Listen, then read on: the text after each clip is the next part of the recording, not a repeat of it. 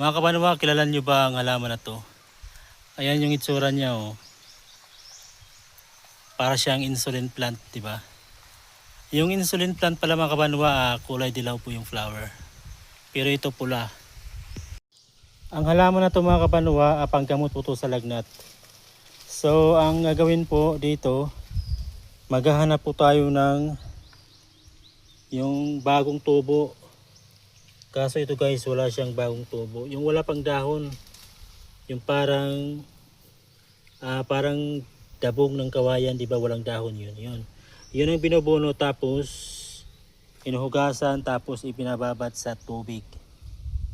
Tapos iinumin mo siya kinabukasan pa guys. Yan. Naalala ko to nung bata pa ako guys, pinapainom to ng aking nanay. Ito palang halaman na to guys ay mga kabanwa, tinatawag po to na tawasi.